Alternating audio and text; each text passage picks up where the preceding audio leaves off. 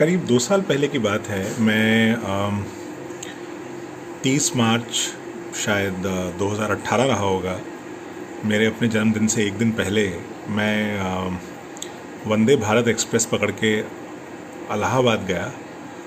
तब वंदे भारत नई नई चली थी, मेरे ख्याल से उसको शायद 2-3 महीने हुए थे चले हुए, और उसको सेमी बुलेट ट्रेन कह के एडवर्टाइज़ किया जा रहा था। दिल्ली से कानपुर, कानपुर से इलाहाबाद, इलाहाबाद से बनारस, ये उसका रन था। और एक बड़ी ही एक वीआईपी ट्रेन के तौर पर तब वो निकल के आ रही थी।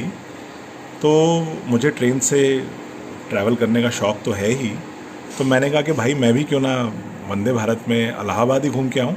इलाहाबाद से मुझे बड़ी फैसिनेशन भी थी, क्योंकि इलाहाबाद में तब कुंभ हो के चुका था, शायद उसी जैन या फेब में ख़त्म हुआ होगा। और इलाहाबाद तो भाई फिर इलाहाबाद है, लखनऊ है, इलाहाबाद है, कानपुर है, बनारस है, ये सब उत्तर प्रदेश के बड़े बड़े शहर माने जाते हैं।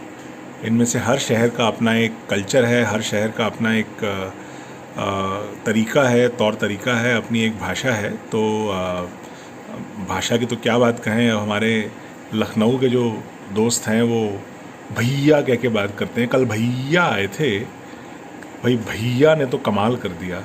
कल भैया आए थे, और इसी तरह से कुछ ल को कुछ घुमा के बोलते हैं। कल हम वहाँ बात कर रहे थे तो पता चला कि वो तो पल रहे थे। तो इस तरह से बड़ा एक अपना ही जो बोली का है वो मज़ा है उसको सुनने का। और हालांकि हम ऐसा नहीं बोल सकते क्योंकि हम वहाँ रहते नहीं हैं, लेकिन उन लोगों की बोली में जो एक तरह की कुछ मिठास मिलती है, एक ठहराव मिलता है, जो सिर्फ उत्तर प्रदेश के लोग ही मुझे लगता है समझ सकते हैं। बहरहाल वंदे भारत सुबह 6 बजे चलती है। मैं बड़ा एक्साइटेड था। ट्रेन में विंडो वाली सीट मिली थी भाई। विंडो वाली सीट तो विंडो वाली सीट होती है, तो विंडो वाली सीट में जाके मैं जम गया बिल्कुल। और ट्रेन स्टार्ट हुई, मैंने अपने आसपास देखा लोगों को, तो लोग तो बिल्कुल, उनके चेहरे पे वो वाले एक तृप्त सा भाव था कि जैसे अब इनके बाद जीवन में उन्हें कुछ नहीं चाहिए, उनको निर्वाण मिल गया है और निर्वाण प्राप्ति हो चुकी है। इसके बाद अब जो भी अच्छा वाला हो कोई फ़र्क नहीं पड़ता। मतलब वंदे भारत में बैठ लिए तो क्या है।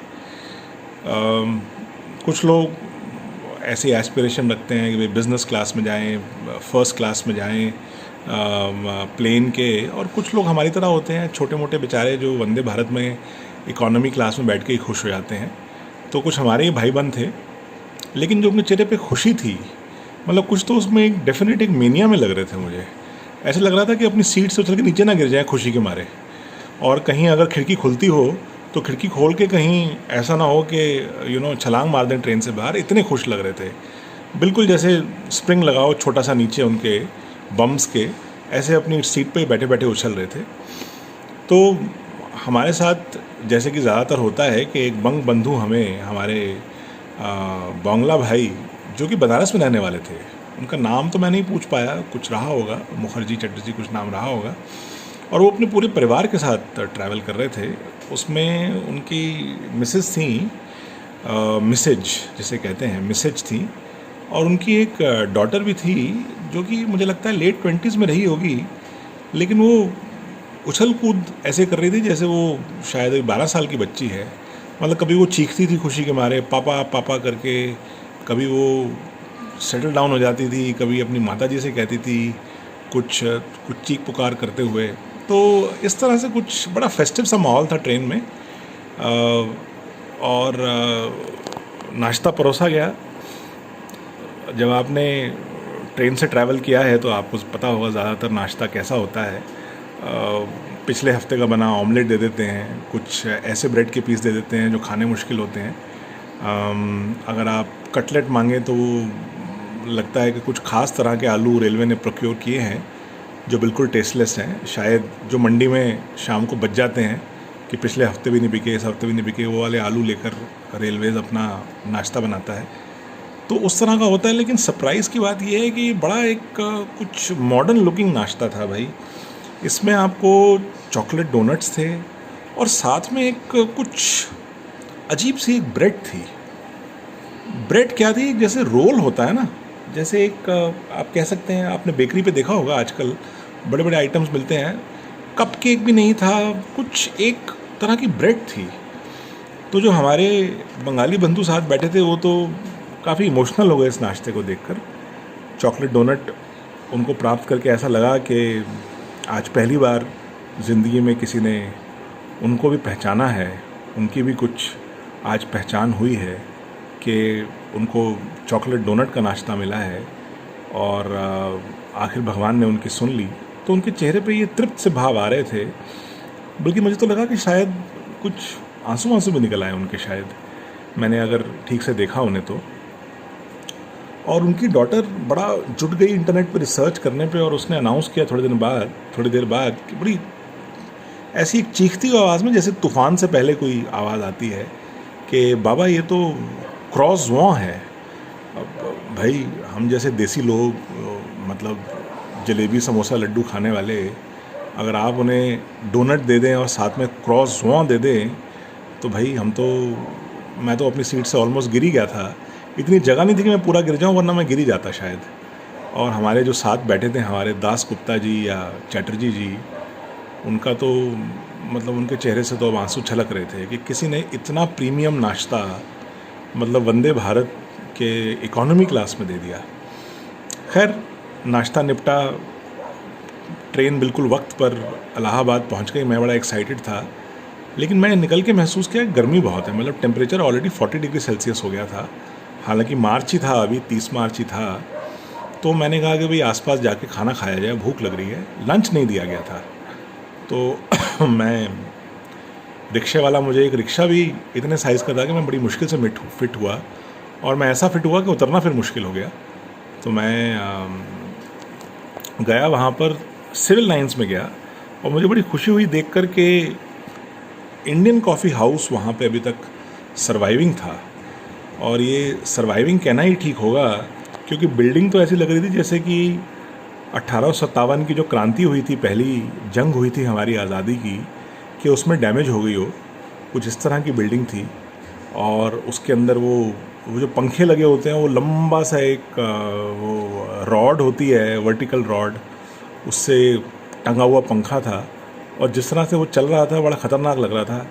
ऐसे लग रहा था कि सर पे ना गिर जाए हमारे, कहीं हम मतलब कटलेट और कॉफ़ी पीते पीते कहीं सर पे हमारे पंखा ही गिर जाए।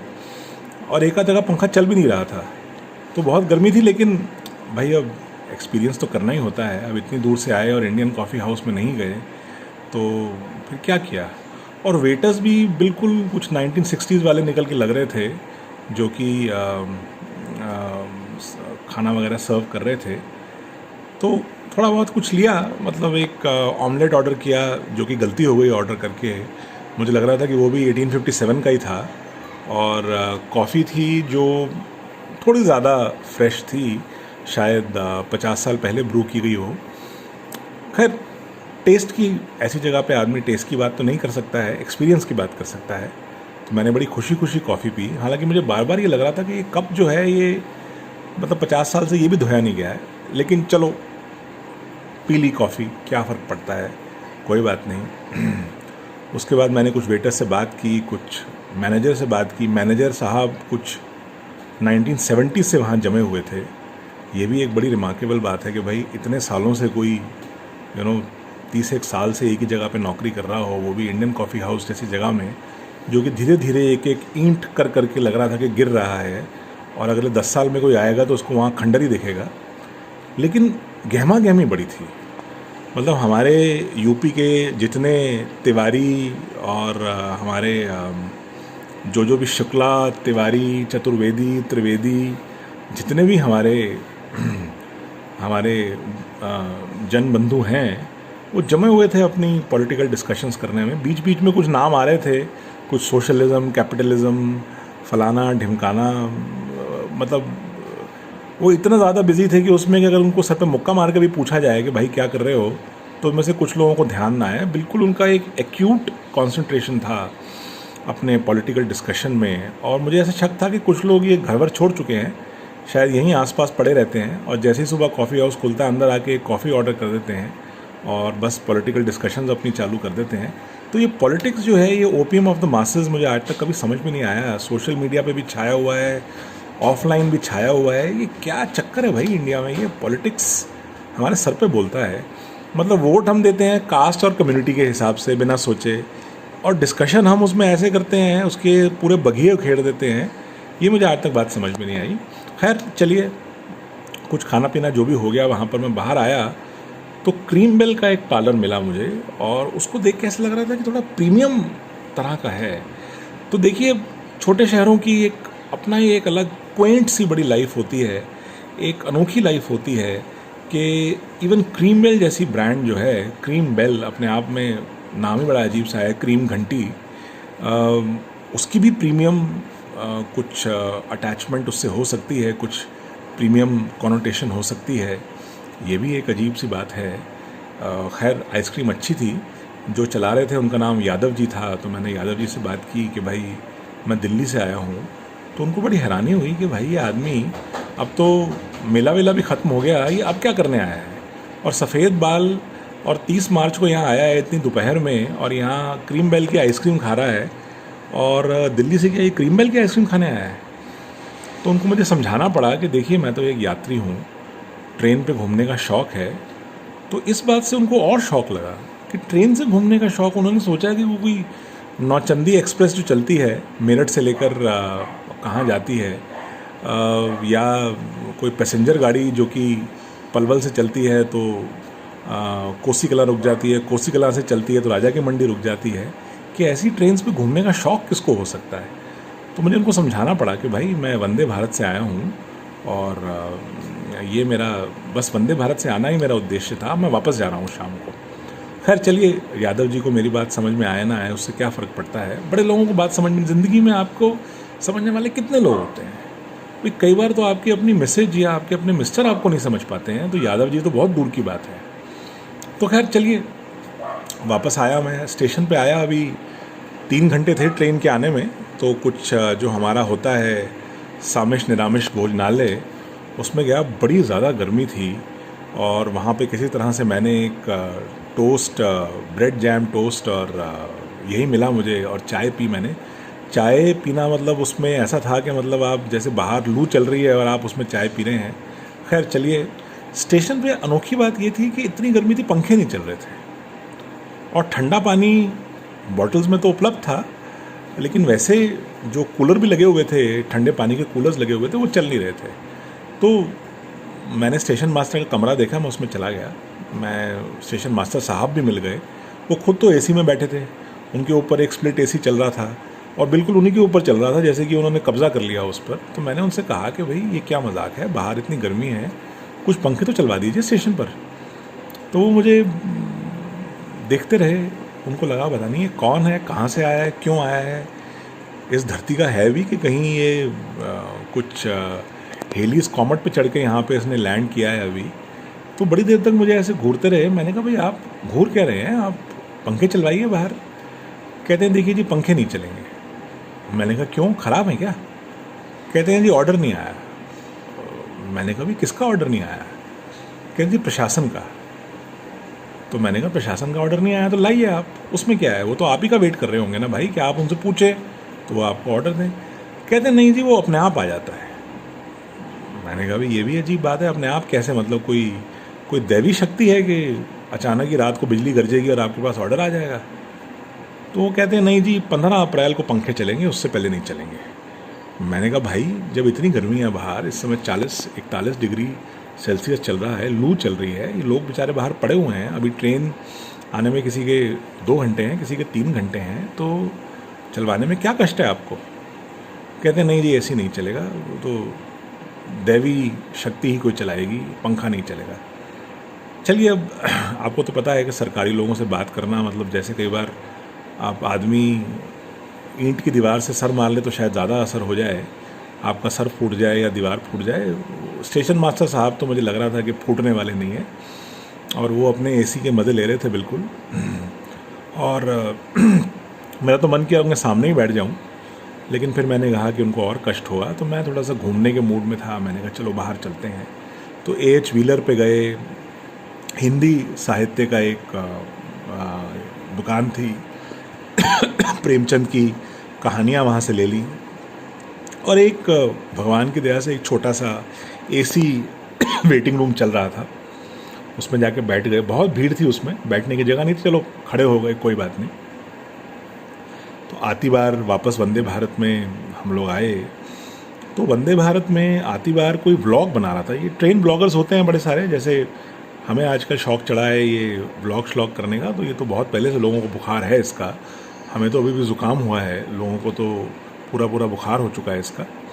तो उसमें बना रहे थे, तो हमारे पीछे एक व्यक्ति बैठे थे, उनकी शक्ल देख के लग रहा था कि वो किसी कृषि एवं पशुपालन विकास या विभाग में काम करते हैं। हालांकि वो काफ़ी टाई वाई पहन के बैठे थे। तो मैंने उनसे कहा, मतलब मैं तो नहीं कहा, वो ब्लॉगर ने आके उनसे पूछा कि भाई, हम बड़ी अंग्रेज़ी में उसने पूछा, भाई एक तो अंग्रेज़ी इंडिया में लोग बड़ी बात करते हैं कि how are you feeling sir, do you think it is a good train, do you think the terrain is good, what do you feel. तो वो जो हमारे पशुपालन विभाग वाले थे, जो भी उनका नाम था, वो तो चेहरा उनका ऐसे चमका जैसे अंदर कोई एलईडी बल्ब जल गया हो। उन्होंने कहा very good, very good, very good, very good, great initiative, very good, make in India, very good. तो वो जो भी सवाल पूछ रहा, जवाब वो वेरी गुड में ही देते थे, वेरी गुड। मुझे लगता है कि वो दिल्ली आते आते अगले 6 घंटे तक वो जो पूछता रहा उसका जवाब उन्होंने वेरी गुड में ही दे दिया, वेरी गुड। उसके बाद चलिए खाना आया। खाने की क्वालिटी थोड़ी सी ऐसी ही थी, लेकिन ट्रेन उस समय काफ़ी नई थी, तो लोग काफ़ी उसका घूम फिर के, जैसे लोगों को शौक़ हो जाता है। लेकिन अब देखिए, ट्रेन के दरवाजे बंद थे, तो इंडिया में जो हमारे लोगों को एक अजीब सा एक मानसिक तौर पे हो जाता है कि वो दरवाजे के पास जाके खड़े हो जाते हैं, ये देखने के लिए कि प्लेटफॉर्म कहाँ आएगा। जैसे ज़िंदगी की सबसे बड़ी पहेली यही है, आपके पास नौकरी होना हो, आपके पास कुछ और होना हो, लेकिन प्लेटफॉर्म कहाँ आएगा अगर आपने पता लगा लिया तो मतलब आपने निर्वाण प्राप्त कर लिया। तो वो जो खेल होता है हमारा इंडिया में, वो खेल खेलना भी पॉसिबल नहीं था, क्योंकि दरवाजे तो उसके बंद थे, ऑटोमेटिकली बंद थे, आप ऐसे खोल भी नहीं सकते थे। और ये देखना भी फिर बाहर पॉसिबल नहीं था कि सिग्नल, कई बार ट्रेन रुक जाती है तो पूरी ट्रेन हिल जाती है, लोग भागे भागे आते हैं और देखने लग जाते हैं कि भाई सिग्नल रेड है कि ऑरेंज है कि ग्रीन है। ये भी इंडिया में लोगों की बहुत बड़ी एक हॉबी होती है, देखना कि सिग्नल रेड है, ग्रीन है, क्या है। तो बाकी की जर्नी हमारी ठीक ठाक कटी। खाना ठीक था, ट्रेन बिल्कुल टाइम पे, पूरे 10 बजे, शायद 10 मिनट लेट रही होगी, पहुंच गई। और 120 किलोमीटर की रफ्तार से वो बीच में काफ़ी देर चली, जिस पर लोगों ने तालियां वालियां बजाईं। तो इससे आप समझ सकते हैं कि लोगों का इतना उसमें एक इमोशन इन्वेस्टेड था वंदे भारत एक्सप्रेस में, कि लोगों को कितना वो लगा। खाना थोड़ा ज़्यादा फ्रेश था, ऐसे लग रहा था कि अभी 4 दिन पहले ही बनाया है, तो उसमें फ्रेशनेस थी उसमें एक। लेकिन उसके बाद उन्होंने कोई मिष्ठान नहीं दिया। सुबह शायद डोनट खिला के और वो क्रॉस वॉ खिला के शायद उनका बजट ख़त्म हो गया होगा, तो कोई मिष्ठान नहीं मिला उसमें। वरना आमतौर पे दही मिलती है, आइसक्रीम मिलती है, कुछ नहीं मिला हमें। पर चलिए, ये छोटी मोटी घटनाएं तो होती रहती हैं। उसके बाद मैं वंदे भारत में कभी नहीं गया, हालांकि वंदे भारत कटरा के लिए चली, और जय माता दी कहते हुए मेरा भी मन हुआ कि जो मेरे अंदर के पंजाबी जीन्स हैं, जो जय माता दी बोलने पर ही एक्टिवेट हो जाते हैं, और ज़ोर से बोलो जय माता दी बोलने का दिल मेरा भी करता है, लेकिन वो कभी उसके बाद मैं कर नहीं पाया। आज तक इंतज़ार है मुझे कि भाई वंदे भारत का मैं अगला ट्रिप करूं। देखिए कब होता है, जब भी होगा मैं चाहूँगा आप लोगों के साथ शेयर करूं। बाकी आपका शनिवार शुभ रहे और आपका रविवार अच्छा गुजरे, ऐसी मेरी मंगल कामना है। आप आराम करते रहें, आपका घर में सुख शांति बनी रहे, आप एक दूसरे का हाथ बटाते रहें, मिसेज का और मिस्टर का, और चुन्नू मुन्नू आपके चुन्नी मुन्नी जो भी हैं खुश रहें, ऐसी मेरी मंगल कामना है। तो अभी मैं आपसे यहीं इसको समाप्त करता हूँ। जय हिंद।